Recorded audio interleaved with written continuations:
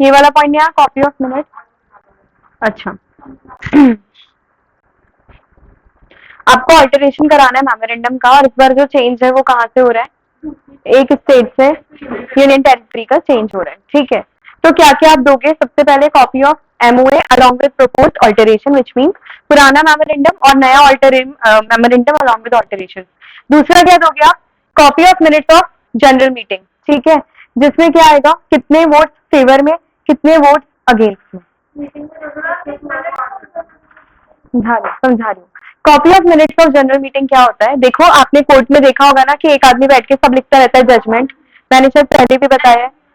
हाँ, तो एलएलपी में उसी को ओएमएल एलपीपी होगा ये। तो उसी को हम क्या बोलते हैं, मिनट्स बोलते हैं, यानी जनरल मीटिंग में जो कुछ हुआ वो हमारे लिए क्या हो गया, मिनट्स हो गया, ठीक है। तो आपको बताने पड़ेंगे कॉपी ऑफ मिनट्स जहां पे ये रेजोल्यूशन पास हुआ था कि हमको मेमोरेंडम को ऑल्टर करना है। कहीं पे तो ये मेमोरेंडम पास हुआ था ना कि हमें ऑल्टरेशन करना है, उसकी कॉपी आपको देनी पड़ेगी, ठीक है। तीसरा आप क्या दे दोगे, board resolution, power of attorney और एग्जीक्यूटेड वकालतनामा, एज द केस में भी आजकल वकालतनामा नहीं होता है। वकालतनामा पुराने जमाने में चलने वाली चीज थी, ठीक है। पहले सारे काम क्या करते थे, जो नोटरी पब्लिक होता था ना, वकील जो होते थे वो बैठ के सारे अग्रीमेंट को बनाया करते थे, ठीक है। वकालतनामा का मतलब था कि हमने किसी लॉयर के इसके ऊपर ऐसे पूरा लिखवा के साइन करवा लिया, ये सब रिटर्न में होता था पुराने जमाने में। मतलब अगर आपने जमीन के कागज भी देखे होंगे ना, वो वकालतनामा में है, मतलब रिटर्न, ऐसे नहीं अपनी तरह प्रिंटेड फॉर्म हो, स्टैम्प पेपर हो, वो सब नहीं। याद है ना, वो सब वकालतनामा का पार्ट था, अभी ये सब हट चुका है। आपको, आप सिर्फ इतना याद रखोगे, कॉपी ऑफ बोर्ड रेजोल्यूशन, आपको ये सब जमा किसको कराना है, सीजी को। क्यों, क्योंकि मेमोरेंडम की बात हो रही है।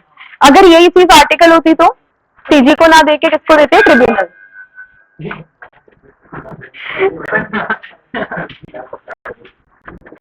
यार ये उसका एस्ट्रो वो क्या होता है, उसका नोटिफिकेशन है ये। और विदाउट ऐप ये नोटिफिकेशन ऐसे बचता रहता है क्लास में। जी हाँ बताओ। डी वाला, declaration not to seek change in jurisdiction of the court. देखो होता क्या है, मान लो मेरा केस चल रहा है राजस्थान हाई कोर्ट में, ठीक है। अगर मैं मेरा ऑफिस चेंज करूंगी तो वो राजस्थान से दूसरे स्टेट में जाएगा। अब वापस मेरे को, अगर मैं महाराष्ट्र गई तो मेरे को महाराष्ट्र में केस ओपन करना पड़ेगा क्या, तो मेरे लिए मुश्किल हो जाएगा ना। पहले राजस्थान में केस फाइट किया, फिर महाराष्ट्र में केस करना पड़ेगा। तो पॉइंट इज, हम क्या बोल सकते हैं, एक डिक्लेरेशन दे सकते हैं, ठीक है, not to seek change in jurisdiction of the court where prosecution are pending, यानी कि इस कोर्ट की जो केस की सुनवाई होगी ना, वो कहाँ पे हो जाएगी, राजस्थान में। चाहे मेरा ऑफिस का शिफ्ट हो गया महाराष्ट्र में, बट ये पर्टिकुलर केस की सुनवाई कहाँ पे हो जाएगी, राजस्थान। और क्या नहीं समझ में आया बताओ, बाकी सब सेम है। डेज वाली चीज को टेंशन मत लेना, मैंने बोल दिया मैं एंड में बाद में करा दूंगी। ओके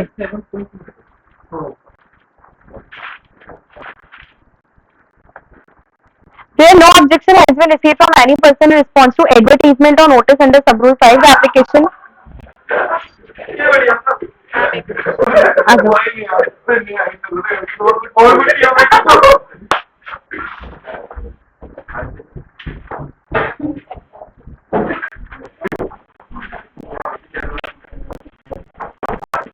ओके कुछ और बात, जब तक कि मान लो बीच में कोई और केस नहीं होता, तो ये जो एप्लीकेशन अपन ने दी है ना मेमोरेंडम की चेंज की, अपन को 15 दिन में डिसॉल्व करनी है, या तो एक्सेप्ट या रिजेक्ट, सिंपल, ठीक है। बट किस केस में, कि बीच में कोई और लॉ या कोई और जगह केस ओपन नहीं हुआ, सेम यही केस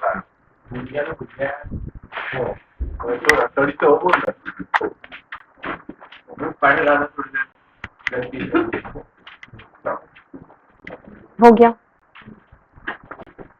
पब्लिक ऑफर,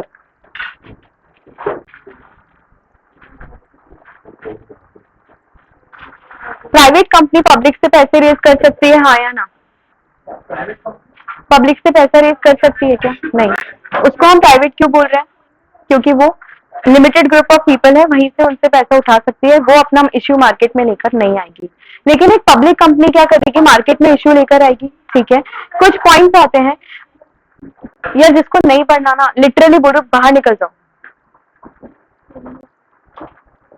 हाँ तो मैम इन्हीं को, मैम नहीं पढ़ना आपको, आप बाहर जा सकते हो, डजेंट मैटर, अभी बाहर जा सकते हो आप भी, साथ में तीनों वाले। मेरे से आर्ग्यूमेंट मत करो, यू आर ऑलरेडी लेट, आप गलती तो कर रहे हो ना, ये चीज तो एक्सेप्ट करो। क्लास में बैठे होते तो पेज नंबर नहीं पूछना पड़ता अपन को। और पब्लिक में इश्यू सिक्योरिटीज, कौन कौन से केसेस है? नंबर 1, अब public through prospectives by complying with provisions of chapter 1, ये सब आपको नहीं करना, आपको ये ज्यादा ध्यान में रखना है। जब भी मैं पब्लिक इश्यू कर रही हूँ, यानी मैं आईपीओ लेकर आ रही हूँ, कहां से लाऊंगी, कहां लिखूंगी डिटेल्स? प्रोस्पेक्टिव्स में, ठीक है। नंबर 2, कैसे हो सकता है ये? प्राइवेट प्लेसमेंट में प्रोस्पेक्टिव्स की जरूरत पड़ेगी, हाँ या ना? बनता है, ठीक है ना। प्राइवेट प्लेसमेंट करूं या पब्लिक ऑफरिंग करूं, मुझे बनाना तो पड़ेगा प्रोस्पेक्टिव। डिफरेंस कितना सा आ रहा है कि जब पब्लिक इश्यू होता है तो प्रोस्पेक्टिव बहुत इंपॉर्टेंट डॉक्यूमेंट है, सब लोग उसको देखकर ही इन्वेस्ट करने वाले हैं। प्राइवेट में आई ऑलरेडी नो कि कौन से 4 या कौन से 3 लोगों को मुझे शेयर देने हैं। सिंपल, 100 भी हो सकते हैं, 4 या 3 को लिटरल सेंस में मत लेना। 100 लोग भी हैं, उनको पता है कि they are investing in the company and the object for which they are investing in the company, तो हमको यहाँ पे ना जरूरत नहीं पड़ती। तीसरा, अगर आप राइट इश्यू या बोनस इश्यू कर रहे हो, दोनों का डिफरेंस पता है क्या? राइट इश्यू में फ्री में जाता है या कुछ देना पड़ता है? ओके, जो मैं प्राइस पे ऑफ कर रही हूँ वो महंगा होगा या सस्ता? फॉर श्योर कम होगा। और दूसरा क्या बोलेंगे हम? बोनस इश्यू, इसमें क्या मुझे कुछ पे करना है? नहीं। मैं आपसे पूछती हूँ, ये तीनों चीजों से क्या कंपनी में कैपिटल आई? चाहे मैं पब्लिक इश्यू करूं, चाहे मैं प्राइवेट इश्यू करूं, या मैं राइट्स इश्यू लाऊं, या मैं बोनस इश्यू करूं, कंपनी में कैपिटल का फ्लो हुआ ना, ठीक है। जब भी होगा तो आपको क्या ध्यान रखना पड़ेगा कि ये सब काम कैसे होगा? Mainly via way of prospective, ठीक है। तो पब्लिक कंपनी के लिए तो हमने क्या बोल दिया, अगर पब्लिक में पैसा रेज करना है कैसे करोगे? प्रोस्पेक्टिव। दूसरा, प्राइवेट प्लेसमेंट से करोगे तो कैसे करोगे? आप कंपनीज एक्ट के प्रोविजंस को कंप्लाई कर लो, ये चैप्टर 2, 3 आपके काम मत पढ़ना। आपको क्या ध्यान रखना है, सिर्फ कंपनीज एक्ट में जैसा लिखा है उसको कंप्लाई करके, और राइट्स और बोनस इश्यू भी करना है तो कैसे करूंगी मैं? ओके, एक चीज याद रखना, हर पब्लिक कंपनी लिस्टेड होती है, हाँ या ना? हर कंपनी जो पब्लिक है वो लिस्टेड है क्या? इंडिया में कितनी लिस्टेड कंपनीज है? Any rough idea?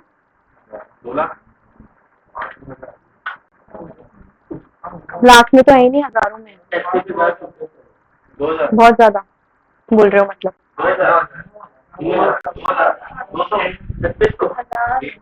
जो रेंज इंडिया में रहता है वो 3000 से 5000 के बीच है, बस इतना, ठीक है। हाँ, अप्रोक्स। और अगर मैं बात करूं इंडिया में पब्लिक कंपनीज की तो वो लाखों में। ओके, हमने एक पॉइंट और बोला, अगर आपकी कंपनी पब्लिक है और अलॉन्ग विद दैट लिस्टेड है, तो हम उसको कहाँ डालेंगे? किससे और अप्रूवल चाहिए? सेबी, क्योंकि इंडिया में लिस्टेड कंपनी के सारे काम कौन कर रहा है? सेबी, ठीक है। वापस रिपीट कर रही हूँ, हुआ क्या यहाँ तक? आपको इश्यू करना है पब्लिक को, जब भी जनता का पैसा आएगा तो कंपनी को प्रॉब्लम होगी क्या? तुम अपना पैसा वेस्ट करो, मुझे कोई फर्क नहीं पड़ता, आपने जनरल पब्लिक का पैसा लिया तो मेरे लिए वो मुश्किल बात हो जाएगी, ठीक है। 3 बातों का ध्यान रखना, या तो प्रोस्पेक्टिव में जो लिखा वो मान लो, दूसरा प्राइवेट प्लेसमेंट मान लो, तीसरा राइट इश्यू बोनस इश्यू है तो भी कंपनीज एक्ट के प्रोविजंस को मान के मैं इश्यू कर सकती हूँ, ठीक है। एक प्राइवेट कंपनी कैसे शेयर्स इश्यू करती है? या तो राइट्स इश्यू, बोनस इश्यू या प्राइवेट प्लेसमेंट। कोई तीसरा तरीका है? ये आईपीओ ले आए तो ला ही नहीं सकती, प्राइवेट कंपनी है ना, आईपीओ नहीं ला सकती। ध्यान रखना, प्राइवेट कंपनी है, उसको अलाउड ही नहीं है जनता से पैसा लेना, तो वो आईपीओ लाएगी क्या? नहीं लाएगी, ध्यान रखो। तो यहाँ पे प्राइवेट कंपनी के पास 3 तरीके हैं, राइट, बोनस और private placement. The way in which a private company issues shares to public, कौन सी पब्लिक? अपनी पब्लिक, जनरल नहीं, जो उसकी है, जो उसके दायरे में। मुझे अगर मेरे वाले 50 लोगों को पैसा रेज करना है तो कैसे करूंगी? प्राइवेट प्लेसमेंट, ठीक है। ये इंपॉर्टेंट है पर्सपेक्टिव।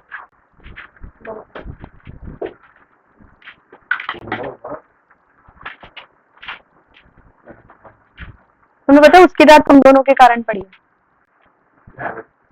तुम दोनों के कारण उसकी डांट पड़ी है। यस, हाँ, वो सिंसियरली डेली पढ़ाई करती है, मुझे खुद भी जानते हो जो मुझे परेशान करते हो। सॉरी बोलने से नहीं होता, मानना भी पड़ता है। देखो आई रियली डोंट केयर आप घर पे जाके पढ़ रहे हो नहीं पढ़ रहे हो, आप पास होगे नहीं होगे, मुझे सच में अभी फर्क नहीं पड़ रहा। मुझे उस बच्चे से बहुत फर्क पड़ेगा जो मेरी क्लास अटेंड करके गया और उसके बाद उसका रिजल्ट नेगेटिव आया। जो जेन्युइनली पढ़ना चाहता है उसको पढ़ने देना, ये मैं आपसे रिक्वेस्ट करती हूँ। आप पढ़ो मत पढ़ो आपकी पर्सनल चॉइस है, obviously I can't force you. आपको पास होना है नहीं होना वो आपकी प्रॉब्लम है, मेरी नहीं। लेकिन जो पढ़ना चाह रहा है, जो जेन्युइन है बच्चा, जो ये जो रो है ये पूरी यहाँ बैठती है डेली, ये लोग एक भी दिन एब्सेंट नहीं हुए, ये बच्ची सबसे ज्यादा डाउट पूछती है मुझसे इस रो में और एक को, ठीक है। हाँ जी, मुझे पता है एक एक बच्चे का फेस, मुझे पता है कौन पढ़ाई कर रहा है कौन नहीं कर रहा, इनके आंसर्स बहुत एक्यूरेट रहते हैं। और लेट मी बी ऑनेस्ट, जब मैं अभी एग्जाम होने वाला है, मतलब जब भी मौका मैं जो भी लूंगी, मुझे पता है किस बच्चे का कैसा जाएगा। जो पढ़ना चाहता है ना उसको प्लीज पढ़ने दो। आप लोगों को मस्ती करनी है, मैं खुद उसी वे में पढ़ाती हूँ, बट आप मुझे पुश करते हो कि मैं जबरदस्ती स्ट्रिक्ट टीचर बनूं। ठीक है, थोड़ी सी शांति में एक्सपेक्ट करूँ, ध्यान से चलना। सबसे पहले क्या आती है? प्रोस्पेक्टस। आप लोग कहीं भी, मैंने पहले भी कहा, हम एडमिशन लेने जाते हैं तो हम उसका जो प्राइम डॉक्यूमेंट देखते हैं वो क्या होता है? प्रोस्पेक्टस। प्रोस्पेक्टस में क्या ऐसी बातें लिखी होंगी जिससे मैं अट्रैक्ट हो जाऊंगी और इन्वेस्ट कर दूंगी? आप कहीं गए एडमिशन के लिए, आपने प्रोस्पेक्टस देखा होगा। कॉलेजेस आप लोगों के लिए तो अभी नई नई बात है ना, आफ्टर 12th आए होंगे स्कूल में बहुत लोग, हमारे कॉलेज में एडमिशन लो, साथ में क्या देके गए थे? अपना प्रोस्पेक्टस। उसमें क्या क्या चीजें मिली थी? प्लेसमेंट, कि हमारे यहाँ से आईएएस कितना हुआ, कौन कौन सी कंपनीज आई, और फैकल्टीज कौन कौन है, ठीक है। हमारे यहाँ के एल्यूमिनाई, यहाँ से पढ़ के कोई कहाँ तक पहुंच गया। हम यहाँ पे स्पोर्ट्स इवेंट क्या करते हैं, एनुअल फंक्शन क्या करते हैं, कौन कौन सा बॉलीवुड सेलिब्रिटी यहाँ आके गया। जेईसीआरसी ऐसे ही चल रही है, जेईसीआरसी ऐसे ही चल रही है। व्हाट इज मीन इज की वो अपने इसी ब्रांडिंग से चल रही है कि हम सेलिब्रिटीज को लेकर आते हैं, बच्चे अट्रैक्ट हो जाता है और एडमिशन ले लेते हैं। मेरे खुद के घर के 7 बच्चों ने ले लिया, पागल है सब। मतलब उनका लाइफ में अट्रैक्शन क्या है कि कार्तिक आर्यन आके गया था। This is not a motivation to study यार। कार्तिक आर्यन नहीं आता तो भी तुमको पढ़ना था, बट कुछ नहीं कर सकती मैं, जनरेशन ही अजीब है आज की। नाउ हम इन छोटी छोटी चीजों को देखकर अट्रैक्ट हो जाते हैं। जब एक कंपनी अपना प्रोस्पेक्टस बना रही होगी, क्या वो कुछ ऐसी बातें डालती होगी जिससे लोग अट्रैक्ट हो? ऑब्वियसली ना। प्रोस्पेक्टस एक ऐसा डॉक्यूमेंट है जिसको पढ़ के कोई भी हमारी कंपनी में इन्वेस्ट करने के लिए हाँ बोल रहा है। आप अपना पैसा ऐसे ही किसी को दे देते हो क्या? नहीं। तो इसमें ऐसी कुछ तो पावर होगी जिससे कि लोग अपना पैसा यहाँ पे डालने को रेडी हुए। उसके बारे में अभी हम पढ़ते हैं, ठीक है। इन्होंने पहली चीज, हर प्रोस्पेक्टस कैसा होना चाहिए? डेटेड, साइन, सबसे इंपॉर्टेंट। उसके ऊपर क्या लिखा होना चाहिए? एक तो डेट और एक साइन। ओके, इसके अंदर कौन सी इंफॉर्मेशन होगी? Such information and reports of financial information as specified by SEBI in consultation with the CG. SEBI बताएगा कि आपको क्या क्या चीजें प्रोस्पेक्टस में डालनी है। मैं आपसे पूछती हूँ, किसी भी कंपनी के ऑर्डर दे रही हूँ, बताना किसके लिए ज्यादा इंपॉर्टेंट है प्रोस्पेक्टस इश्यू करना? Private company, public company, listed company? Priority order में डालो, प्राइवेट, पब्लिक, लिस्टेड। सबसे ज्यादा इंपॉर्टेंट लिस्टेड के लिए, क्यों? जनता का पैसा वो लेने वाला है। तो जो आईपीओ लेकर आ रहा है ना, वो बिना प्रोस्पेक्टस के कभी नहीं ला सकता। वैसे तो बिना प्रोस्पेक्टस के पब्लिक में भी आप इश्यू नहीं कर पाओगे अपना, बट फिर भी हमने क्या बोला, अगर कोई लिस्टेड है तो उसको सेबी की गाइडलाइंस मानते हुए वैसा ही प्रोस्पेक्टस बनाना पड़ेगा। और इंडिया में ये चीजें कौन बता रहा है कि प्रोस्पेक्टस में क्या आएगा और क्या नहीं? सेबी, ठीक है। Okay, every prospectus shall meet a declaration about compliance of the provisions of this act. कौन सा एक्ट है? And a statement to the fact that nothing in the prospectus is contrary to the provisions of the act and SEBI. हमने prospectus में जो जो बातें लिखी है वो दो बातों को मान रहा है, एक तो कंपनीज एक्ट और दूसरा सेबी। हमने जो भी बातें लिखी है वो कौन से दो एक्ट को कंप्लाई कर रही है? एक तो कंपनीज एक्ट और एक SEBI. No prospectus shall be issued on behalf of company in relation to intended company unless before the date of publication there has been delivered to registrar. एक सिंपल सी चीज है, प्रोस्पेक्टस इश्यू करने जा रहे हो तो एक काम क्या करना, पहले एक कॉपी किसको दे देना जाके? आम जनता तक जाने से पहले किसके पास चला जाना चाहिए? रजिस्ट्रार ऑफ कंपनी, ठीक है। एक एग्जाम्पल ले रही हूँ, ज्यादा दिल पे मत ले जाना। ऐसे कितने बच्चे हैं जिन्होंने कभी किसी क्रश को मैसेज किया और दोस्त से पूछ के किया क्या करूं, क्या करना चाहिए, रिप्लाई या मैसेज? कभी ऐसी सिचुएशन आई हो? ऐसा कभी नहीं हुआ कि किसी को अप्रोच करने की कोशिश की हो? अरे ब्रह्मचारी बच्चे हो क्या? कभी किसी सीनियर, किसी टीचर, किसी बड़े को अप्रोच करने की कोशिश की और एक बार पूछा हो कि यार क्या मैसेज करना चाहिए?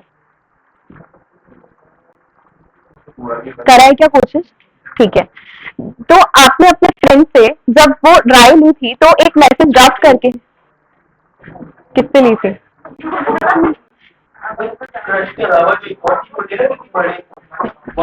हाँ ठीक है, तो जब आपने वो राय ली, बेसिकली जब भी सजेशन लिया, तो आपने वो मैसेज ड्राफ्ट करके उनको भेजा होगा कि क्या मैं ऐसा मैसेज भेज दूं? ऐसा ही हुआ होगा, ठीक है। उन्होंने या तो वो मैसेज अप्रूव किया होगा कि हाँ सही है, या फिर उसमें चेंजेस बताए होंगे। सेम प्रॉब्लम आती है कंपनीज के साथ, जब वो जनता के पास जा रहे हैं, ठीक है, तो पहली बेइज्जती कहाँ होगी अपनी? आरओसी में। बस इतना सा पॉइंट है, बेइज्जती किससे कराओ? पहले आरओसी से, फिर फाइनली पब्लिक को बताओ, क्योंकि एग्जैक्टली आरओसी तो आपकी अपनी है ना, वो जनता तक गया नहीं अभी मैटर, समझो अभी तो सेव है, बिकॉज सेफ है आप, अभी गया नहीं है। मैसेज जाने के बाद कुछ नहीं है अपने पास, डायरेक्ट मैसेज डिलीट, डिलीट का ऑप्शन है ना, यहाँ नहीं है, यहाँ पे नहीं है।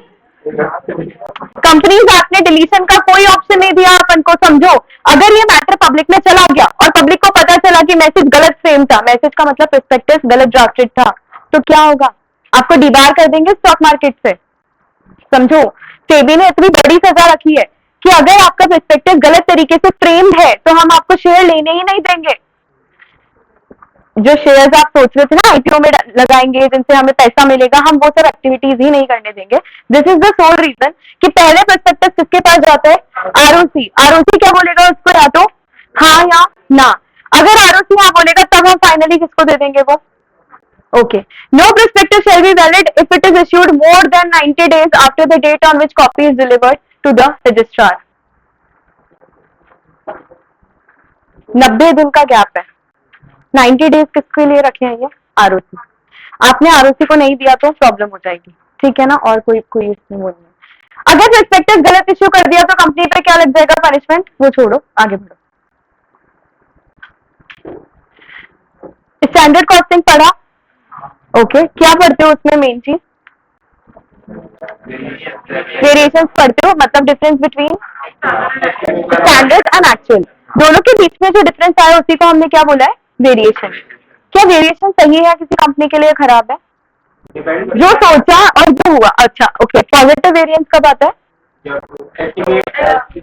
खर्चों की बात कर रही हूँ, कम आ गया तो अच्छा है। सेल्स की बात कर रही हूँ, कम आ गई तो बुरी है। सिंपल। अब आओ यहाँ पे, हमने जब प्रोस्पेक्टस को रेज किया था तो ऑब्जेक्टिव लिखे होंगे क्या? कहाँ लिखते हैं ऑब्जेक्टिव कंपनी के? एमओए में लिखे थे, वही ऑब्जेक्टिव कहाँ डाले होंगे? प्रोस्पेक्टस में। जस्ट इमेजिन कि आपने जब कंपनी फॉर्मेशन का सोचा तो फुटवेयर बिजनेस सोचा, जब आप काम करने आए तो लगा ज्यादा पैसा क्लोथिंग में है, let's change it to clothing, ठीक है। अगर हम ऐसा करें तो क्या क्या आपको चीजें करनी पड़ेगी वो ध्यान से देखना। अगर आप अपनी वेरिएशन ला रहे हो in terms of contract, basically किसमें वेरिएशन आ रहा है? अगर प्रोस्पेक्टस में कोई वेरिएशन है तो उसमें हमें क्या क्या करना पड़ेगा? सबसे पहले एसआर। ये ना रटी लेना, जिंदगी में कोई भी चीज ऑल्टर हो रही है क्या पास करा दोगे? Special resolution. ओके, इसके बाद ये सब बातें भी बतानी पड़ेगी। पहला, ओरिजिनल क्या था? जब फर्स्ट टाइम पैसा रेज कर रहे थे तो ओरिजिनल इश्यू क्या था? ओरिजिनल ऑब्जेक्टिव क्या था? दूसरा, कितना पैसा आपने रेज कर लिया था उस ऑब्जेक्टिव के लिए? तीसरा, कितना अचीव कर लिया था ऑब्जेक्टिव? देखो ऐसा हो सकता है क्या 5% मैंने काम शुरू कर दिया, तब मुझे ऐसा लगा कि नहीं क्लोजिंग करना चाहिए, तो ये 5% की डिटेल देनी पड़ेगी क्या? हाँ, कॉस्टिंग तो आपकी है ना, खर्चा लग चुका है, तो उसकी भी डिटेल बता देना कि कितना एक्सटेंट तक अचीव कर पाए हो उस ऑब्जेक्टिव को, नए को या पुराने को? पुराने को। अनयूटिलाइज मनी मतलब बीच में रुक गए होंगे अपन काम करते हुए, कंस्ट्रक्शन आना शुरू किया, आधी बिल्डिंग बना दी, ठीक है ना, शुरू तो कर चुकी, आधी बना के रखी हुई है, अब क्या करूंगी? ऑब्वियसली रोकेंगे काम को। तो पैसा तो आ गया मेरे पास, मैंने अगर आईपीओ किया, आप सबने पैसा दे दिया, मैंने आधी बिल्डिंग बनवाई, आधी बीच में छोड़ दी। वो उस पैसे का मैं क्या करूंगी, इसको बोलूंगी क्या पहले तो अनयूटिलाइज मनी। जो यूज हो गया वो यूटिलाइज्ड है, जो नहीं हुआ वो अनयूटिलाइज्ड है। इसके भी आपको डिटेल देने पड़ेंगे कि कितना पैसा आपका अनयूटिलाइज्ड है। Next, particulars of proposed variation in terms of contract referred to in the prospectus in which or objects of its prospectus was issued। proposed variation मतलब क्या क्या चेंजेस हैं आपको बताने पड़ेंगे। पुराना तो सब बता दिया ना, यहाँ तक पुराना बताया, यहाँ से क्या बताओगे, नया क्या है change. Reason and justification, time pass के लिए तो नहीं कर सकती यार, मुझे फुटवेयर ज्यादा पसंद नहीं आया, मुझे क्लोथिंग में ज्यादा इंटरेस्ट है इसलिए चेंज कर रही हूँ, आरओसी मान लेगा नहीं। क्या देना पड़ेगा मुझे, reasonable justification. Propose time limit, अब फिर से आपको एक टाइम लिमिट देनी पड़ेगी कि हम नए वाले ऑब्जेक्टिव अचीव कर ही लेंगे, क्योंकि आरओसी को आप पे डाउट हो गया है भाई, तुम एक बार बदल गए, क्या पता तुम्हें कल क्लोथिंग भी अच्छा ना लगे, तुम्हें लगे गन्स बनाने में ज्यादा पैसा है, तो तुम अपना बिजनेस थर्ड टाइम चेंज कर लोगे। ठीक है, तो हमने आपको क्या दे दिया है, टाइम लिमिट, कि अब की बार ना इन ऑब्जेक्टिव्स को अचीव कर ही लेना। आई होप वेरिएशन क्लियर है सबको, कोई डाउट इसमें, नॉर्मल नॉर्मल से पॉइंट्स है। Particulars of variation,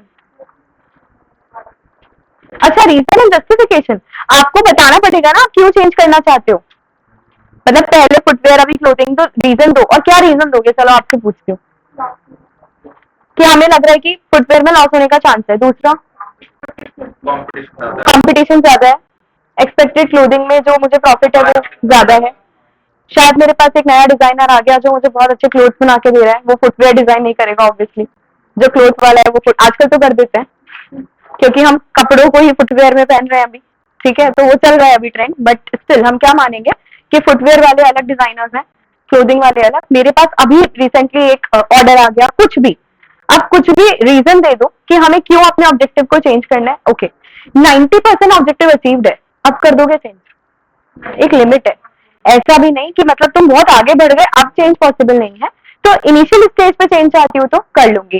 question exam में आया तो आपको ये सब लिखना पड़ेगा कि कोई भी ऑल्टरेशन करोगे प्रोस्पेक्टस में, तो ये सब बातें किसको बतानी है, आरओसी। परफेक्ट, इजी है क्या यहाँ तक, क्लॉज वाइज डिटेल में छोड़ देना। Risk factors pertaining to new object, क्योंकि तुम तो बड़े वैसे बच्चे हो ना कि पहले अपन ने कुछ और किया, वो अपन को अच्छा नहीं लगा, तो इसमें भी कुछ तो बुराई होगी, वो बुराई बता देना कि आपको क्या लगता है कि क्लोथिंग में बिजनेस करोगे तो आपको क्या क्या रिस्क फैक्टर्स देखने पड़ सकते हैं, और भी कोई इन्फॉर्मेशन है तो वो भी दे देना।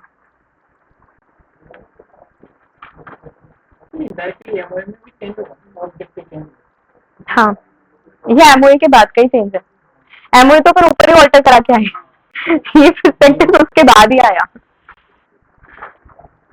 Okay.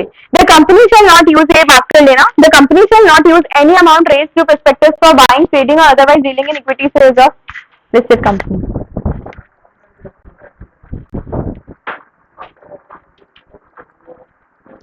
चल रहा है ना कैमरा, ठीक है। ओके, मानो कि मैंने आईपीओ लगा रेज किया 2 करोड़ का, ओके, मेरे पास आ गए 2 करोड़ रुपीज, सिंपल, मैंने वो 2 करोड़ रुपए पकड़े, किसी और कंपनी में पैसे लगा दिए जो प्रॉफिट कमा रही थी, और जो रिटर्न आया आपको बांट दिया, खुश, आप लोग खुश, आपको तो रिटर्न चाहिए था ना, मिल गया। अब आपको फर्क पड़ेगा क्या कि मैं पैसा कहाँ से लाई, भाई मैं लीगल वे में लाऊं, इलीगल वे में लाऊं, आपको उससे कोई मतलब है, आपको किससे मतलब है, पैसे से, ठीक है। हमने अगर 1 लाख रुपए दिया ना, हमको हमारा डबल करके दे दो, भाड़ में जाओ, बाकी आप जेल में जाओ, आप कुछ भी करो, हमें मतलब नहीं, हमें हमारा पैसा दे दो। अपना ऐसा ही होता है, लेकिन सरकार का नहीं होता। सरकार क्या कहती है, सरकार ने बोला कि अगर आपने पैसा रेज किया है खुद की बिजनेस के लिए, तो उससे आप क्या नहीं कर सकते, वो ध्यान से देखो, बाय, ट्रेड या डील इन इक्विटी शेयर। यानी मैं स्टॉक मार्केट में लगाने के लिए पैसा, मतलब आईपीओ ले सकती हूँ क्या, नहीं। मैं किसी और कंपनी को खरीदने के लिए आईपीओ ले सकती हूँ क्या, नेवर। आपको आईपीओ लेना क्यों है, अपने पर्पज के लिए, ठीक है। जो आपका बिजनेस है ना उसमें इन्वेस्ट करो, हमें प्रॉब्लम नहीं है, किसी और कंपनी में इन्वेस्टमेंट हम नहीं करने देंगे, ठीक है। ये डिसेंटिंग कौन होते हैं, जाने वाले नहीं, रोने वाले, जिन्हें हर चीज में प्रॉब्लम है, बाद में जाते हैं ना, पहले तो रोते हैं। डिसेंटिंग वो है जो पहले ना बोलेगा, फिर अपन उसको क्या देते हैं, ओपन ऑफर कि तुझे जाना है जा, स्टार्टिंग ऐसे मत रखना कि ये जाने वाले हैं, कई बार नहीं भी जाते हर डिसेंटिंग शेयर होल्डर जाता थोड़ी ना है, वो जाएगा कब, जब उसे क्या लगेगा कि पैसा अच्छा मिल रहा है, नहीं मिला तो यही बैठा है वो, simple. Okay, dissenting share holders जो कि अग्री नहीं करेंगे फॉर टर्म्स एंड कंडीशन जो वेरी हुई, तो उनको हम क्या दे देंगे, एग्जिट ऑफर। ये मैं आपको शायद 10 बार पढ़ा चुकी हूँ सेम लाइन, कि जो भी डिसेंटिंग है उनको क्या दे दो, अगर हिंदी भाषा में बोला जाए तो मुंह पे पैसे मारो, और उन्हें, उनको सिर्फ एक चीज चाहिए, पैसा। ठीक है, उनको उनका पेमेंट दो, उन्हें बोलो कि सर आज से आप हमारी कंपनी से गायब हो जाओ।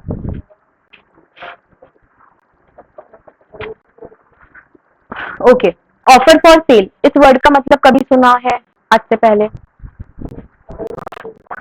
देखो, जो कंपनी ना, कंपनी में दो तरह का शेयर होता है, ठीक है। एक बोलते हैं हम एनसीआई, नहीं समझोगे, रुक छोड़ो, इजी भाषा में समझाते हैं। कुछ शेयर होंगे पब्लिक के पास, ठीक है, जिनको हम क्या बोलते हैं, और कुछ पैसा होगा कंपनी के,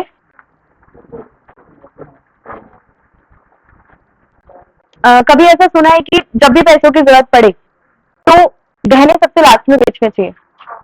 लाइक जो घर का सोना है ना, घर की लक्ष्मी माना जाता है इंडिया में पर्टिकुलरली, तो हमें वो कभी नहीं बेचना चाहिए। और तरीके इवॉल्व करो जिनसे आप पैसा चुका सको, भाई लोन ले लो, किसी और से ले लो, किसी रिलेटिव से ले लो, जो जो बन पड़े वो करो, बट सोना हम नहीं बेचते। ऐसा ही होता है ना, कंपनीज में भी माना जाता है कि पहले अगर आपको मानो कहीं से भी पेमेंट करना है, शेयर्स को बेचने की बात आएगी तो पहले कौन से शेयर बिकेंगे, शेयर होल्डर्स। तो मुझे आज पैसों की जरूरत है तो मैं क्या कहूंगी अपने शेयर होल्डर्स को, प्लीज मेरे शेयर बेच के जाओ, बाय बैक। पता है क्या होता है, कंपनी अपना शेयर खुद खरीद लेती है। मुझे ऑब्वियसली मैं शेयर का क्या करूंगी बताना जरा, एक शेयर से मुझे क्या मिल जाएगा कंपनी को, वो तो इश्यू कर चुकी थी ना, उसका अब वो कुछ कर भी नहीं सकती, बल्कि उसके यहाँ से तो पैसा जा रहा है। दिक्कत क्या है, मुझे मेरी शेयर होल्डिंग वापस चाहिए, मुझे जो कंट्रोल मैंने पब्लिक को दिया हुआ था ना वो वापस चाहिए, तो मैं क्या कर लूंगी, बाय बैक। अब समझो, जब भी हमने बोला शेयर बिकेंगे तो पहले किसके बिकते हैं, बट कुछ ऐसे रीजंस होंगे जहां पे कंपनी के प्रोमोटर्स अपने शेयर को बेच देंगे। और क्योंकि ये प्रोमोटर्स ओनर्स है, मोस्टली ओनर्स ही है ना जो कंपनी शुरू कर रहे हैं, क्या क्या 3 नाम थे याद करना, first directors, promoters, subscribers to memorandum, ये 3 नाम थे, ये तीनों ओनर्स ही हैं एक तरीके से। अब अगर ये अपना शेयर सेल करते हैं तो उसको आप क्या बुलाते हो, ऑफर फॉर सेल, क्योंकि ये आम जनता नहीं है। अगर कोई प्रमोटर अपना शेयर बेचता है तो उसे हम क्या बोलते हैं, ऑफर फॉर सेल। ये इसको ऑफर बोला और बाकियों को सेल बोला, ऐसा भेदभाव क्यों, कोई लॉजिक बता सकता है? भाई आम जनता का शेयर है तो सेल बोल रहे हो, सेल बोल रहे हो, इनका शेयर जा रहा है तो ऑफर फॉर सेल बोल रहे हो।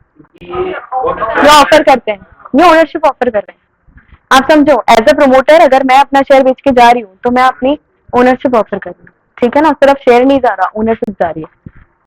Okay, certain members may offer whole or part of holding of share to the public in consultation with the board of directors।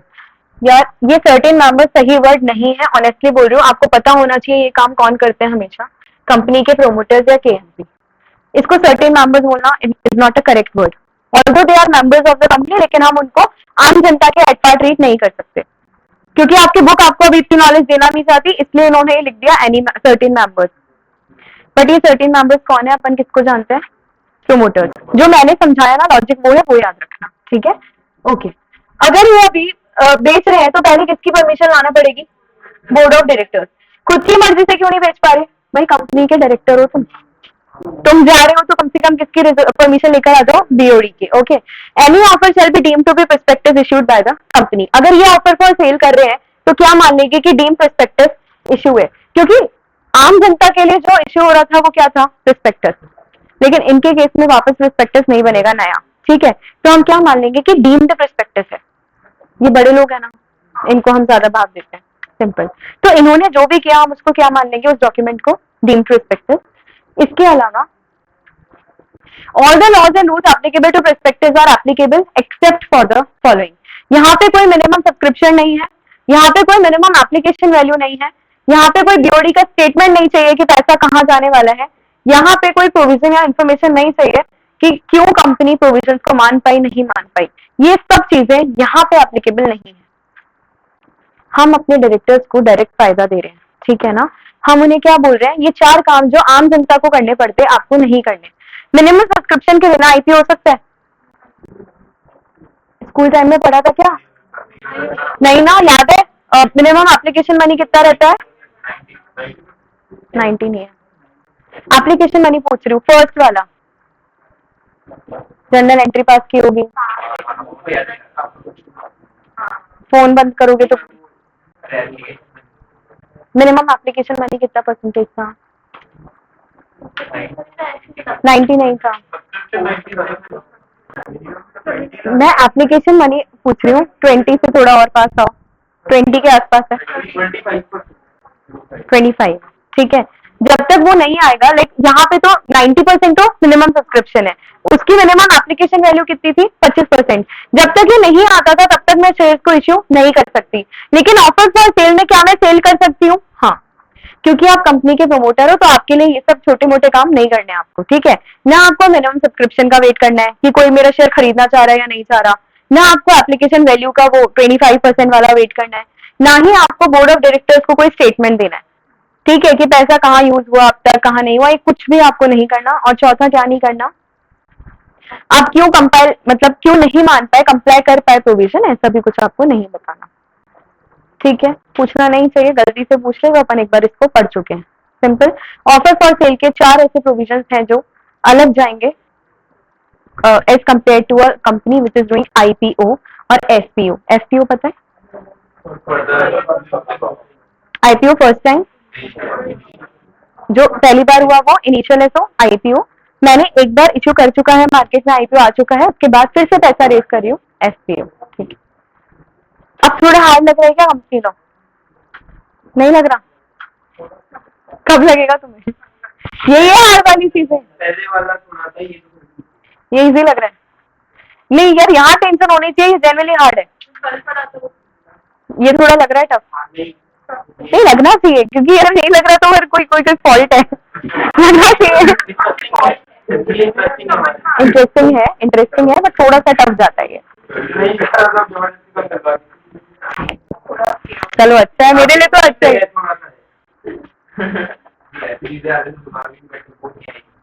ये तो नॉर्मल है। पहले वाला जो पढ़ा था स्टार्टिंग में, वो तो बिल्कुल ऊपर से गया। स्टार्टिंग में एलएलपी वगैरह क्या?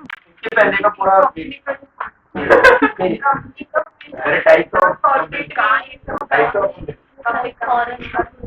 मेरी ऐसे मतलब मुंह पे बेइज्जती करते हुए बुरा नहीं लग रहा? नहीं, मैंने ऑब्वियसली मैं नहीं समझा पाई, इसलिए वो हार्ड लग रहा है। मैंने बोला ना, आपकी साइड से कुछ भी दिक्कत होगी मैं अपने ऊपर ही लूंगी कि मैंने गलत किया।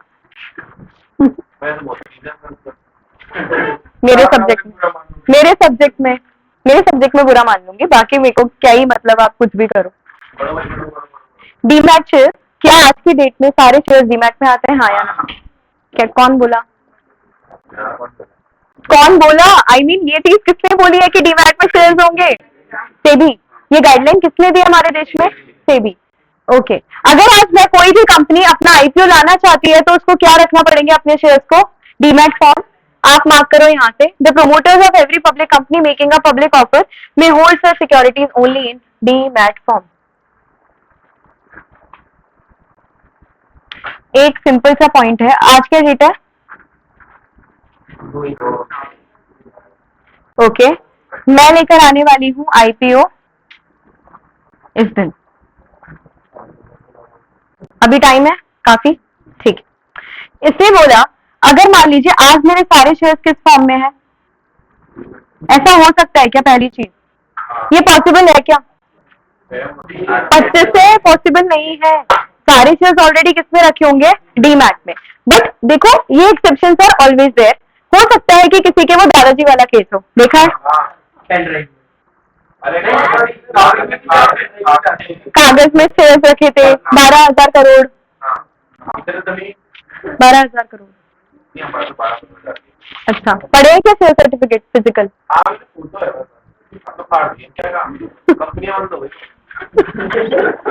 कौन सी कंपनी?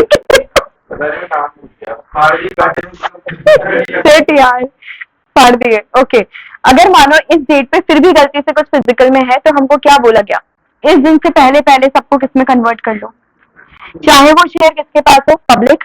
चाहे वो शेयर किसके पास हो? प्रोमोटर।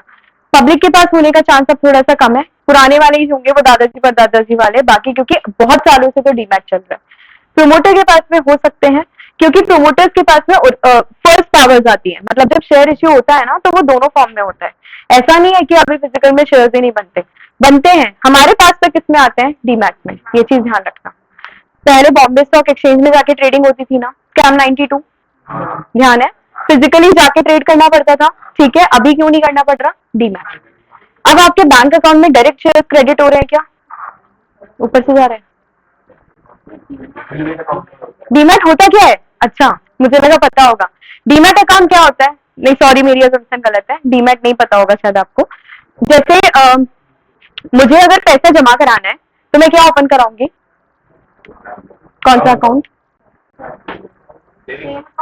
सेविंग या करंट खाता बैंक अकाउंट, ठीक है। मुझे पैसा जमा कराना है या फिर मुझे कहीं से उधार चाहिए तो मुझे क्या चाहिए उसके लिए? Bank account. सेम वे अगर किसी कंपनी का मुझे शेयर चाहिए तो मुझे जो अकाउंट ओपन करना पड़ेगा ना उसको हम बोलते हैं डीमैट अकाउंट, ठीक है। अब डीमैट का मतलब क्या है? डीमटेरियलाइज। ये बोलता है कि पुराने जमाने में जो सारा काम फिजिकल फॉर्म में हो रहा था अब किस में होगा? वो इलेक्ट्रॉनिक में। इसी को हम क्या बोलेंगे? डीमटेरियलाइजेशन। और अगर कोई महान इंसान डीमैट से फिजिकल चाहता है तो उसको दे देंगे क्या?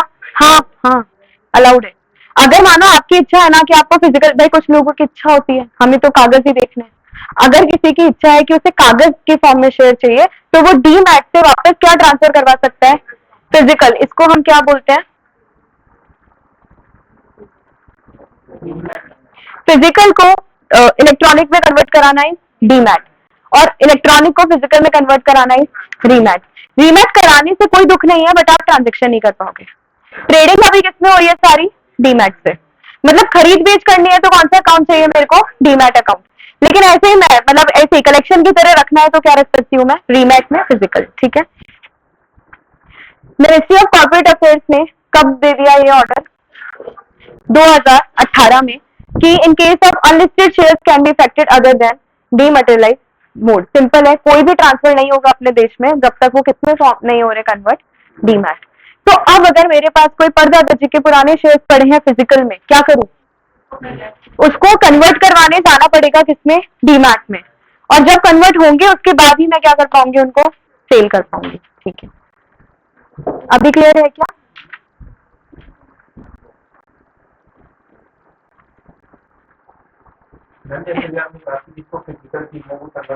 हाँ, फिर से कन्वर्ट करवा डीमैट में। एक्चुअली आप रीमैट में रखे ना, फिजिकल फॉर्म में अपने पास रखते हो शेयर को, क्योंकि मुझे ऐसा होता है कि मुझे सर्टिफिकेट चाहिए एज अ प्रूफ कि ये मेरे नाम पे शेयर है या नहीं, तो मैं फिजिकल में कन्वर्ट करा के रख सकती हूँ, बट सिर्फ रख सकती हूँ। अमीरा में डाल के रखे हुए हैं, अगर किसी दिन उसे बेचना है तो फिर से डीमैट। फीस भी तो लग रही है। अभी मार्केट बढ़ रहा है, हाँ। अभी बेचना है तो ट्रांसफर में तो टाइम लगता है। हाँ, तो पहले डीमैट में जाओ। क्यों करवाए थे रीमैट? बेसिकली इसीलिए तो मैं वही पूछ, किसी ने भी आपका जो डाउट है उसी के लिए बोल रही हूँ। तो आपको करवाने नहीं चाहिए थे फिजिकल में कन्वर्ट? ज्यादा नहीं, मतलब 1 डे में हो जाए। नहीं तो होते ही नहीं है यार, आजकल है ही नहीं। 2018 बहुत पुराना हो गया।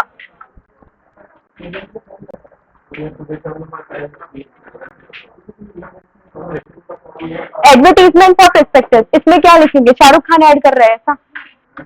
प्रोस्पेक्टस के एडवर्टीजमेंट में क्या आएगा? जो एमओए में सारी डिटेल्स है ना वो सारी आनी चाहिए एडवर्टीजमेंट, सिंपल पॉइंट।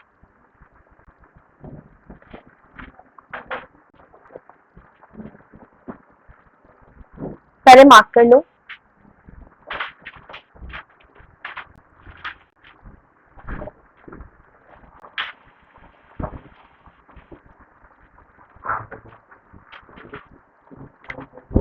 कर लिया मार्क? Shelf prospectus.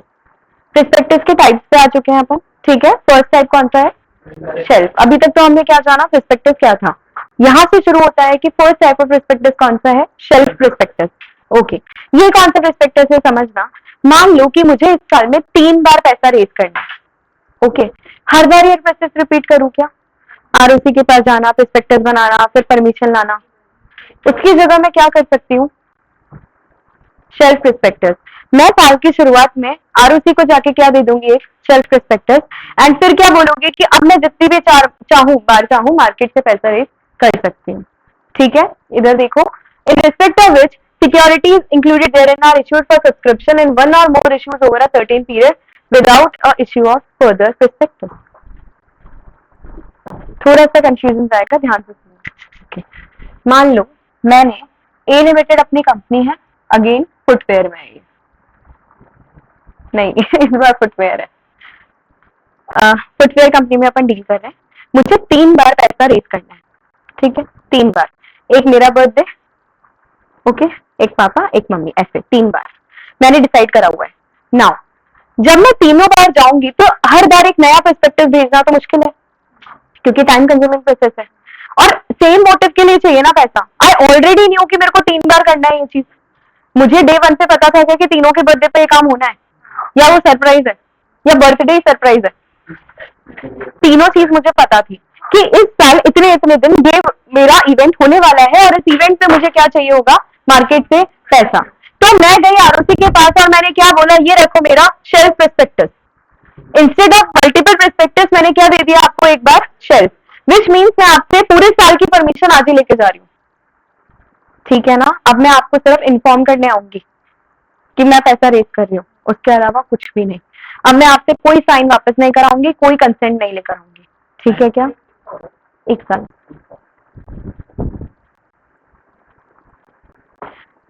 नाउ मैंने शुरुआत में क्या आगे सोचा, फुटवेयर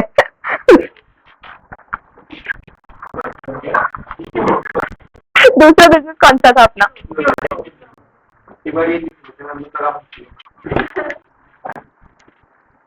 ओके, पहला बिजनेस फुटवेयर, दूसरा क्लोथिंग। ये परमिशन फुटवेयर के नहीं पता।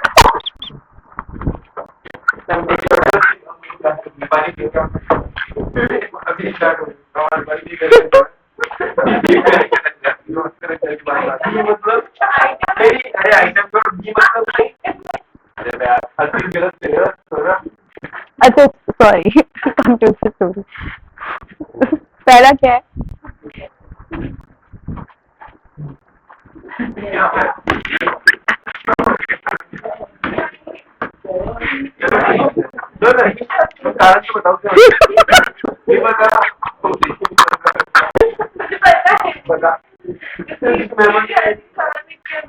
Sorry for the delay. दूसरा ऑप्शन क्या था,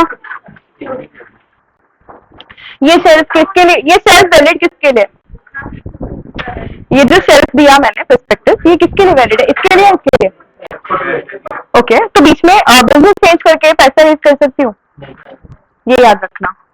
आपका जो बिजनेस है उसका ऑब्जेक्टिव सेम रहेगा, बीच में अगर आपने ऑब्जेक्टिव चेंज किया तो पैसा रेज नहीं कर पाओगे, ठीक है।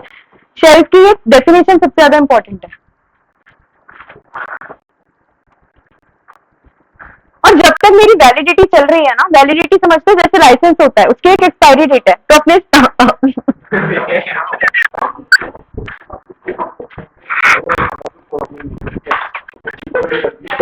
शेल्फ की एक वैलिडिटी डेट है, उसके आगे क्या होगा, बस याद रखना। अगर शेल्फ की डेट पूरी हो गई तो वापस क्या करना पड़ेगा, प्रोस्पेक्टिव, ठीक है। तो अगर मान लो मैंने 5 बार पैसा रेज कर दिया, चलेगा क्या, विद इन ईयर है ये, वैलिडिटी पीरियड में 5 बार करा, परमिशन कितनी बार के लाए थे, तो 5 बार कैसे किया, हाँ नहीं, हाँ एक्चुअली तुमने फर्स्ट टाइम जो परमिशन लिया ना वो वैलिड है, उसके बाद आप मन से कुछ भी चेंज नहीं कर सकते। आपको हर चेंज के साथ क्या करना पड़ेगा, सेबी को मतलब आरओसी को इन्फॉर्म, हाँ जी, 1 साल है ना, एक्चुअली वो लिमिट भी आप पहले बता के आ रहे हो, जैसे मैंने बोला ना 3 मेरा डिसाइडेड है, मुझे इससे बेटर था 6 बार की परमिशन ले लेनी चाहिए, चलेगा, आओ पहले से बताना पड़ेगा।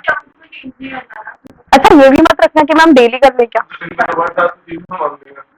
नहीं एग्जैक्टली इतना भी नहीं चलेगा, ऑब्वियस है, एक रीजनेबल पीरियड होना चाहिए। अच्छा तुम खुद सोचो ना यार, आईपीओ रेज करना मजाक नहीं है, हाँ टाइम कंज्यूमिंग है और इतना इजी नहीं है इस प्रोसेस को पूरा कर पाना, ओके। अब कंपनी फाइलिंग है, यहाँ से मार्क करना, A company filing a shelf prospectus may be required to file information memorandum. क्या भेजना पड़ेगा इस बार मुझे? IM मतलब information memorandum containing all the material facts relating to new charges created, changes in the financial position of the company as have occurred between the first offer and previous offer and succeeding offer with ROC. क्या है ये? हम पहली बार पैसा raise करके लाए तब company की कुछ फाइनेंशियल पोजीशन होगी, अगली बार आपसे प्रोस्पेक्टस मांग रहे हैं क्या? प्रोस्पेक्टस वापस थोड़ी ना मांग रहे हैं, क्या चीज मांग रहे हैं? डिटेल्स, चेंजेस बता दो बस, ठीक है। डे 1 पे फाइनेंशियल पोजीशन क्या था और आज की डेट पे क्या फाइनेंशियल पोजीशन है वो बता दो। इसके अलावा चार्जेस क्या होते हैं बताया है मैंने, असेट्स के ऊपर क्रिएट होता है चार्जेस। तो अगर मान लो पिछले 2 महीने में एक नया चार्ज क्रिएट हुआ तो इलेक्ट्रिसिटी वाला चार्ज है कि मैंने पढ़ाया हुआ है चार्ज, उनका आंसर आ गया, एक बच्चे का आ गया, बाकी बच्चे चार्ज याद है?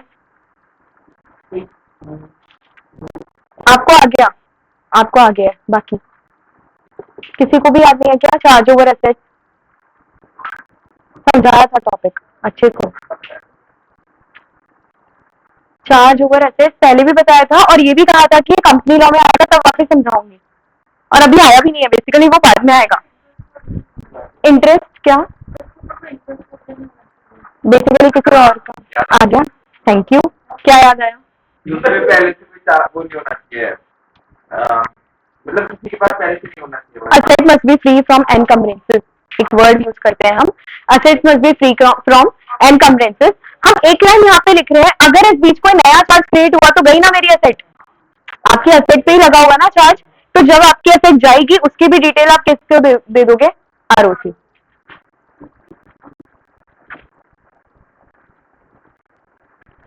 When a company or other person has received application for allotment along with the advance payment or subscription, the company or other person shall intimate the changes to applicant. ये सिंपल है वो exit offer. अगर मानो आपने कोई change किया और आपकी जनता इससे दुखी है, वो नहीं चाहते चेंज हो, तो क्या मिल जाएगा उनको? Exit offer, which means if they desire to withdraw, the company will refund all the money received within 15 days. आप अगर खुश नहीं हो, क्योंकि देखो आपने साल की शुरुआत में बोल दिया था हम 3 बार आने वाले हैं पैसे, ठीक है, हो सकता है किसी ने एडवांस पेमेंट कर दिया हो, कोई ऐसा पर्सन था जिसको पता था कि वो तीनों बार पैसा देने वाला है, तो उसने सोचा कि वो 3 बार जाना, हम एक साथ पैसा जमा करा देते हैं, क्या ये चीज पॉसिबल है? इसको एडवांस पेमेंट बोलेंगे क्या? साल की शुरुआत में दे दिया ना उसने पैसा।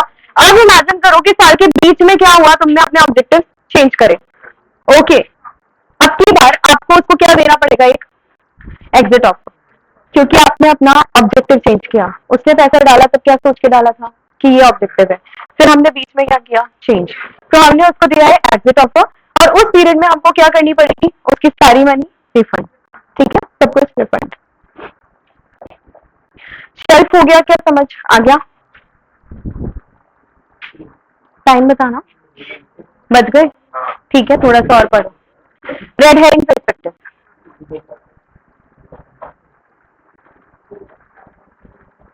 prospectus which does not include complete particulars of the quantum or price.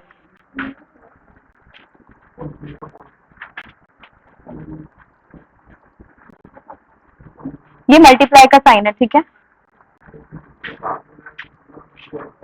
थोड़ा गंदा बन गया बट कोई बात नहीं। इससे क्या निकलता है? Price multiplied by number of unit. सही आ रहा है आंसर? बोलो, सेल्स का वैल्यू बोल दूं, ठीक है। अगर मैं आपको फिल इन द ब्लैंक्स दूं दोनों और आप पूछो सेल्स बताओ, बता पाओगे? कैसे? आंसर दे दिया बट लेफ्ट हैंड साइड दोनों नहीं दिए, दोनों नहीं दिए, डैश इंटू डैश। हाँ हाँ हाँ, बट आपको मैंने कुछ दिया ही नहीं, प्राइस नहीं दिया, प्राइस नहीं दिया, क्वांटिटी नहीं दिया, कैसे करोगे? रेड हेरिंग पर्सपेक्टस ऐसा ही पर्सपेक्टस है जिसके अंदर क्या लिखी हुई है? बेसिकली एज अ कंपनी, ये तो मुझे पता होगा कितना पैसा चाहिए, मेरे को ये चीज आइडिया है ना कि 100 करोड़ रुपीस मुझे उठाना है, ये चीज मेरे को श्योर थी, लेकिन मुझे क्या नहीं श्योर था? कितने रुपए में शेयर बिकना चाहिए, और ऐसा श्योरिटी क्यों नहीं थी? शेयर की प्राइस होगी ना कोई। अच्छा, आईपीओ में जो शेयर आता है वो प्रीमियम पे आता है, मतलब कि अगर 100 का शेयर है ना वो 1300 में भी आ सकता है, ये बड़ी बात नहीं है, ये आपको पता होना चाहिए। आईपीओ में हमेशा प्रीमियम जाएगा, ठीक है। अब मानो मैं एक नई नई कंपनी हूँ और मुझे नहीं पता कि सामने वाला कितना प्रीमियम मुझे दे सकता है, तो बेटर क्या होगा, मैं एक रेंज रख सकती हूँ कि मेरा प्राइस ना 1000 से 2000 के बीच कुछ रहेगा। वो फिल इन द ब्लैंक खाली है अभी भी, मैंने आपको एक्यूरेट प्राइस नहीं बताया, मैंने क्या बता दिया आपको, प्राइस रेंज। आपको अपना बजट पता है ना? अगर आपको पता था कि 500 से ऊपर मेरे को कुछ खर्चा करना ही नहीं है तो आप मेरा शेयर लोगे? आपको पता है 1500 रुपए खर्च करने आ गए रेंज में, कर दोगे खर्चा? ऐसा होता है। फिर एंड में प्राइस डिसाइड होती है, जब मेरे पास में सबका मनी आ जाएगा ना, जब मेरे पास सबके वो आ जाएंगे ऑर्डर्स, तब मैं पता लगा लूंगी कि मेरे को कितना रुपया एक्चुअल में इश्यू करना चाहिए। रेड हेरिंग पर्सपेक्टिव थोड़ा मतलब कंपनी को ऑफर देने के 1000 से 2000 हाँ, तो फिर आप लगाओ मत आईपीओ में पैसा। ये तो सुना होगा ना, अपन आईपीओ में पैसा लगाते हैं, तो अगर आपकी रेंज ही मैंने बोला 500 है, कंपनी का रेंज गया 1000 से 2000, तो आप नहीं खरीदोगे, सिंपल। दूसरी चीज दिक्कत क्या आती है, ये कभी भी ना शेयर एक या दो नहीं बिकते, आईपीओ में लॉट जाते हैं, लॉट, पता है ना ये चीज। स्टॉक मार्केट में जो भी ट्रेडिंग हो रही है वो लॉट्स में हो रही है, ओके। और लॉट क्या लगता है आपको, ऐसे एक दो का लॉट बनता है क्या?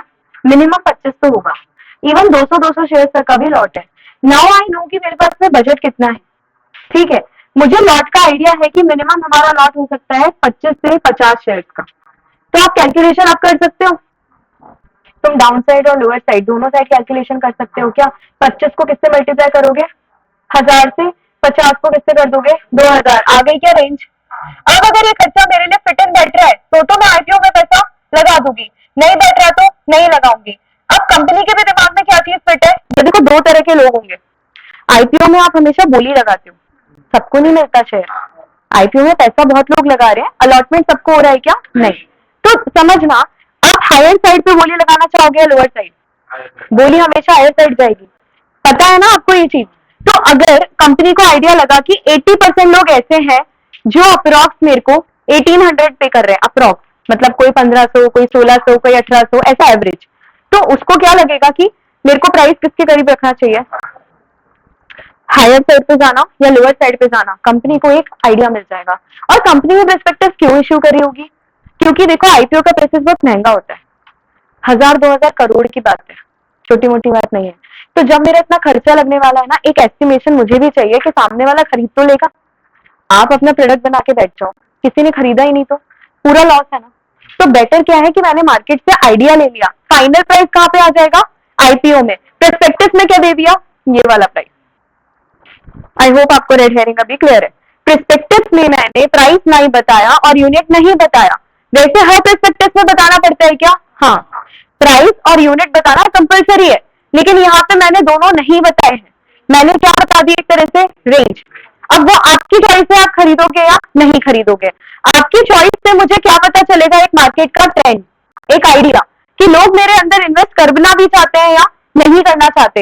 इमेजिन करो कि लोगों ने सब्सक्राइब ही नहीं किया, 0 पे चल रहा है, तो मैं क्या करूंगी? आईपीओ फेल, मैं लेकर ही नहीं आऊंगी ना आईपीओ। क्यों इतना खर्चा करना, तो जनता खरीदना ही नहीं चाहती। ओके, मुझे ऐसा पता लगा ज्यादातर जनता इस साइड जा रही है, लोअर वाली साइड, तो मैं क्या करूंगी, प्राइस को लोअर वाली साइड पे रखूंगी। सिंपल है, मुझे लगा मिड में जा रहा है तो प्राइस को मिड वाला लगा के। रेड हेरिंग पर्सपेक्टिव में आपको प्राइस और यूनिट नहीं बताने होते, लेकिन जब फाइनल आईपीओ आएगा तब बताने। क्लियर हो गया क्या? ये लॉजिकल टॉपिक था, पक्का? अब ऐसा कोई क्वेश्चन आ गया तो कर लोगे, वो आपको डायरेक्ट नहीं पूछेगा कि ये रेड हेरिंग पर्सपेक्टिव है, वो आपको केस स्टडी बना के देंगे। इस चीज में केस स्टडी बन सकती है, ठीक है। अमाउंट दे देंगे, आपसे पूछेंगे कि एक चीज मिसिंग है तो पहचानो ये क्या हुआ, क्या पहचानोगे? वो क्या बन गया? Red herring perspective. उसमें हमने क्या दी होगी, एक रेंज, जिससे कंपनी को भी आइडिया लगेगा कि हमको कितने शेयर कितने प्राइस में निकालने चाहिए, ठीक है ना। ये सब प्री चल रहा है, क्योंकि जो एक्चुअल है वो आईपीओ है। प्रोस्पेक्टस से लेकर आईपीओ आने तक सब कुछ प्री है, प्री, कुछ भी फाइनल नहीं है, ड्राफ्ट है। फिर मैसेज भेज दिया, याद रखना, एक मैसेज ड्राफ्ट किया और जब आईपीओ आया तो वो मैसेज भेज दिया। भेजने से पहले आपको ये सब काम करने पड़ेंगे, ठीक है। मतलब स्टॉक मार्केट में होता है, आईपीओ तो स्टॉक मार्केट में ही आता है, तो उसी में आ जाए। अच्छा, कहाँ पे जनता को कैसे पता चलता है? सेबी के वेबसाइट पे लिखा होगा। आप अगर मोतीलाल ओसवाल एडवाइसेस moneycontrol.com सुना है क्या नाम? कोई है ऐसा जो यूज कर रहा हो? कोई भी ये ऐप? हाँ, यूज कर रही हो, ठीक है। कभी खोल के देखा है उसको? ओके। उसके अंदर आपको स्टॉक मार्केट की कुछ न्यूज आती है, और न्यूज में कुछ ऐसी डिटेल्स भी आती है क्या कि ये कंपनी प्रोस्पेक्टस इशू कर रही है, आईपीओ लेकर आ रही है, आती है, बोनस शेयर आ रहा है, राइट आ रहा है, वहां से पता चलता है। एक्चुअली जो ब्रेकिंग न्यूज होती है ना, वो फ्लैश में चलती है ऐसे हेडलाइन की तरह, तो मुझे आइडिया लग जाएगा, हाँ ऊपर ही ऊपर, तो आइडिया लग जाता है कि कौन सी कंपनी क्या कर रही है, ठीक है। जब तक प्रैक्टिकल नहीं पढ़ोगे वो नहीं समझोगे, बट अभी इतना ही समझना काफी है। Okay, thank you so much.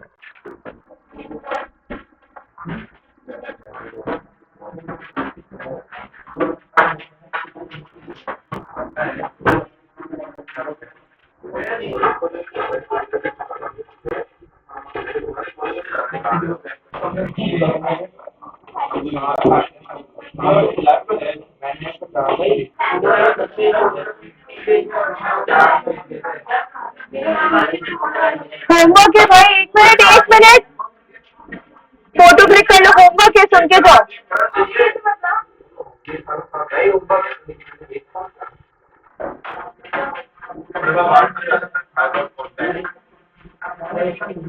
मेरी बात, अरे जाना नहीं है शांत। लाइबिलिटी फॉर मिसेस स्टेटमेंट, ये एक टॉपिक नहीं पढ़ेंगे। 377 एक page, liability for Mrs statement समझा मैं दूंगी, बट एक रीड करके आना, ठीक है। लाइबिलिटी फॉर मिसेस, कुछ भी गलत बोला तो क्या लाइबिलिटी?